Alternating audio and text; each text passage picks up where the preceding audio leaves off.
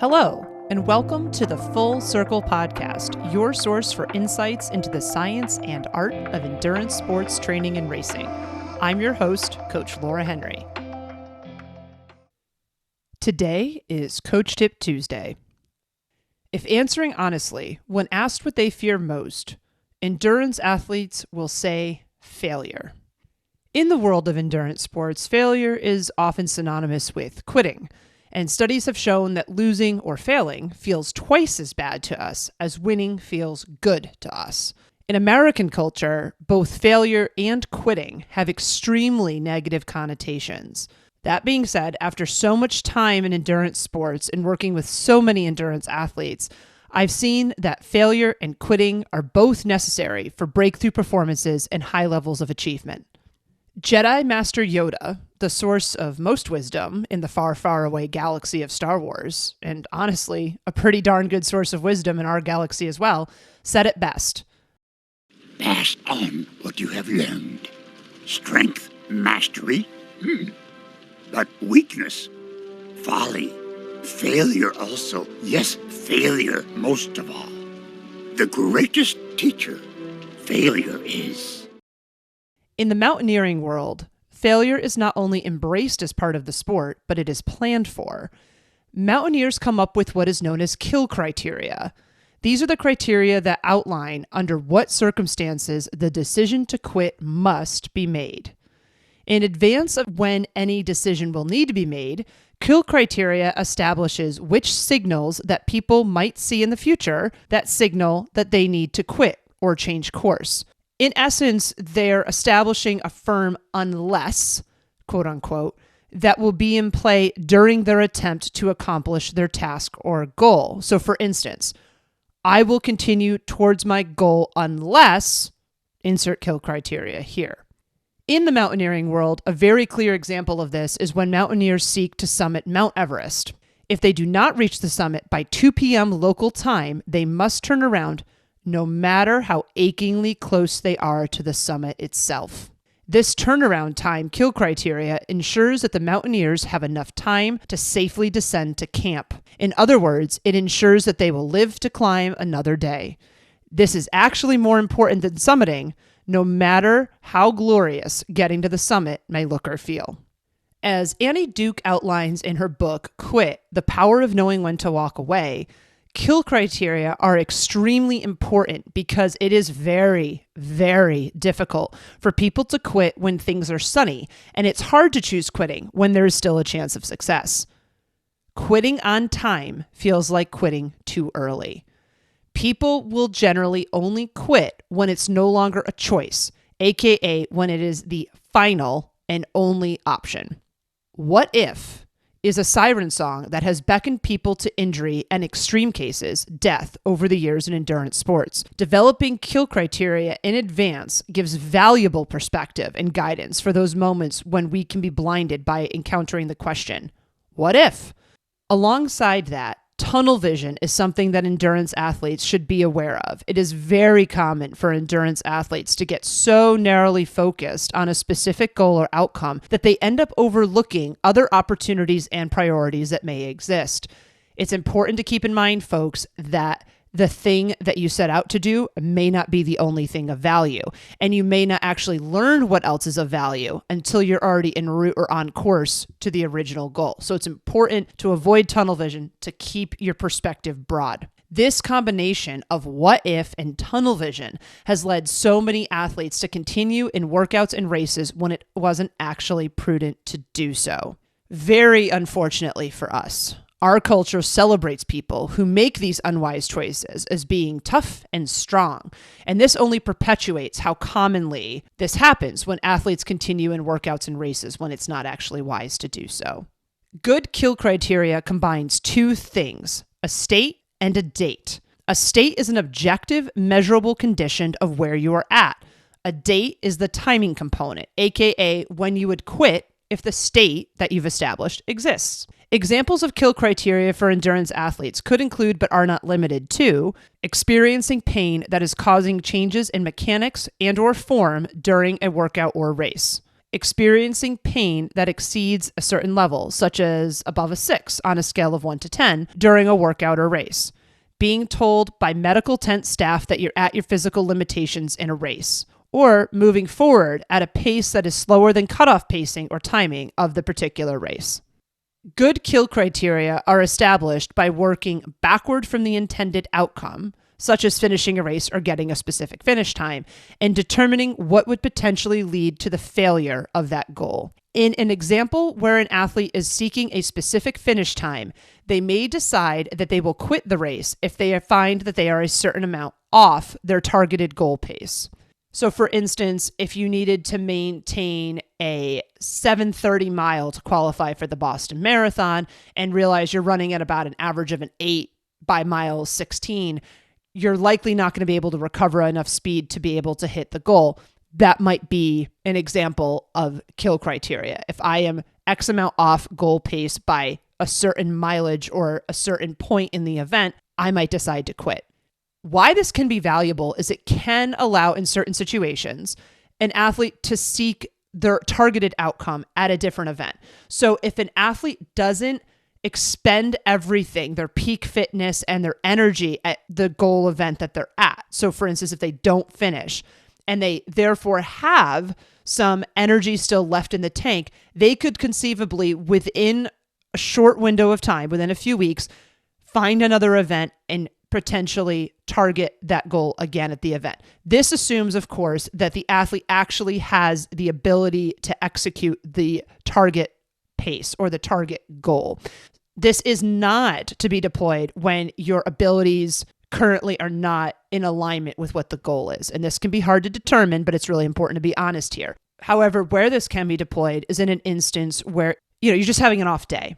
That's really where you could deploy this again. So if you quit in the middle of having an off day with the target idea of, hey, you know what, I'm going to quit today because I want to actually give this another solid go in a couple weeks when I might be feeling better, that might be an example of when to deploy kill criteria. It's also important to work backwards from the actual goal outcome, which may or may not be what the athlete perceives it to be. So it may or may not be something such as a finishing of an event or a specific goal finish time. While athletes might think that these are actually their goals, their true goals may actually be to remain healthy beyond the event itself and into the future so that they can continue training and continue making progress towards their goals. So therefore, anything that happens during the workout or race that challenges this ability to be healthy beyond that particular day could need to result in kill criteria that establish when to quit en route on that single day. So for instance, if you're doing a workout or you're doing a race and you're in danger of actually becoming injured or having some kind of medical complication that extends beyond that day, that may be a time to deploy kill criteria, because your actual goal in almost all circumstances, if you really think about it, is to stay healthy so you can keep doing this over the long haul. It's not always about one specific day, whether it's a workout or a race. Can I make it to the top? And can I then make it back down to the bottom? This is the question the mountaineers need to ask themselves when they are summiting a mountain. It is this question that provides the framework for the kill criteria that is developed in those situations, like what we talked about earlier with summiting Mount Everest. If the answer is no, then the mountaineer must turn around, which means that they do not meet their goal. So in the example from earlier, where we talked about how on Mount Everest, kill criteria is established that if mountaineers don't reach the summit by 2 p.m. local time, they must turn around. If they have to turn around before they reach the summit, they have not met their goal. Their goal was to summit Mount Everest, but this kill criteria provides this framework that gives them the ability to ask this question when they are not right in the moment and they're not emotionally invested. We're not good at decision making when we're really emotionally invested and we're in the middle of something. So by establishing this ahead of time, mountaineers are giving themselves tools to make sure that they keep what's most important in the forefront of their minds. So in the example of mountaineers, living to climb another day is what's most important, even if it means not hitting the goal on a particular day. This question and the decision-making process associated with it represents an incredibly significant acknowledgement that something is more important than the check in the box, aka the summit. For a mountaineer, turning around within sight of or in reach of the summit fails to meet the goal that they have poured thousands of hours of preparation and tens of thousands, if not more, of dollars into. It is an excruciatingly difficult choice to make. I actually know somebody who's made this choice. One of the athletes I work with made it to the Hillary Step of Mount Everest at 2 p.m. The Hillary Step was destroyed by earthquake in 2015, but when it existed, the Hillary Step was 200 feet short of the summit. So this athlete got to 200 feet away from the summit of Mount Everest and turned around. Think about it. If you were within sight of your finish line, the finish line of a race, and you were faced with a situation where you were potentially causing injury to yourself or potentially by continuing could cause a problem, would you choose? Could you choose to quit? I can tell you folks from experience that the answer to this question is a resounding no for almost all endurance athletes. And this is especially true for age group athletes. I have been at races where I watched athletes pass out within sight of the finish line. I've actually also seen an athlete go into full cardiac arrest. This means that the athlete died within sight of a finish line. I also was part of the team that attempted to revive that person, but I saw them go into full cardiac arrest. I've also heard countless tales of how athletes were tough and they persevered through pain just to see themselves across a finish line. So yes, I can say with a very high degree of certainty that most endurance athletes would not choose to quit, even if it was in fact the wisest choice. As crazy as it might sound when I'm saying this out loud, given the choice between quitting and an injury or a medical situation, age group athletes almost always choose the injury or medical situation over quitting. Here is what is so harmful and deceptive about this. Age group athletes don't see or truly acknowledge that this, choosing injury or medical complications, is actually the choice that they're making. They are not saying to themselves, I have two choices, finish or attempt to finish with an injury and medical complications, or I can stop and abate the injury or medical complications. They are not saying to themselves, in order to finish, I am going to be injured and unable to do what I love to do for at least 4 to 6 weeks after this, and this finish is worth that sacrifice to me. Instead, what they do is frame the choice as an all or nothing, because anything other than crossing the finish line, no matter what condition they cross the finish line in, is considered a failure. That being said, finish lines are arbitrary. The finish line of a 5K is considered success if the event is a 5K, but finishing a 5K as part of a half marathon is not considered a success because we didn't cross the finish line of 13.1 miles. We only crossed 5 kilometers. So remember this, folks. Finish lines are arbitrary. They morph, they change, and they only have the significance that you place on them. Elite and professional athletes tend to be better at this than age group athletes. They will withdraw from a race, either in advance of the race or mid-race, if they see that it's not their day or if the cost of the finish is going to be too high. Elite and professional athletes are able to accurately assess the cost benefit and realize when finishing could be done, but when it would also come at too high of a cost. So in essence, they're able to say, hey, yeah, I could finish, but doing so, it's too much. It's not worth it. For them, it's as much of a business decision as it is a personal one. If elite or professional athletes get injured and they are unable to train, race, and perform, they will not get paid. That being said, money is not their only motivating factor. The reason that elite and professional athletes rose to that level in endurance sports in the first place is that they acquired a certain amount of wisdom and maturity that enabled them to rise that far. In other words, the fact that they learn when it's appropriate and best to quit is what enables them to reach higher levels of performance. Age group athletes can learn a lot from these behaviors. In endurance sports, it's true that the stakes are not life and death the same as they are in mountaineering. That being said, we often demonize bailing on or failing a workout, quitting a race that we've started, or changing our goals. So the lessons from the Mountaineers can be translated to endurance sports. What the Mountaineers think about failure and quitting is really important and significant, and it's appropriate to translate that to endurance sports. Because the reality is that endurance sports is actually more like the example set forth by the Mountaineers.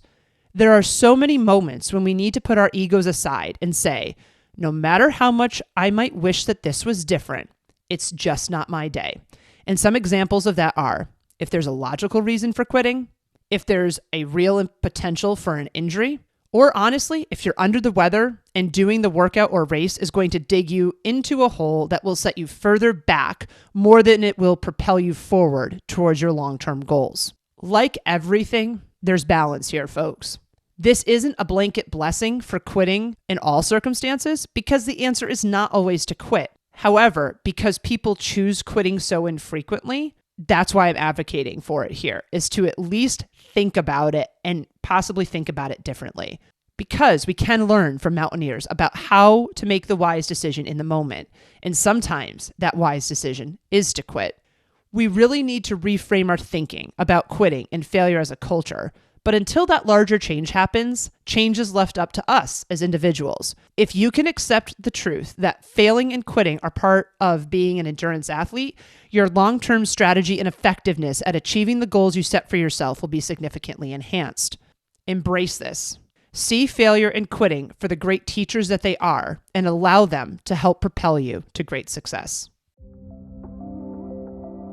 That was another episode of the Full Circle Podcast. Subscribe to the Full Circle Podcast wherever you listen to your favorite podcasts. If you like what you listen to, please be sure to leave us a rating and review, as this goes a long way in helping us reach others.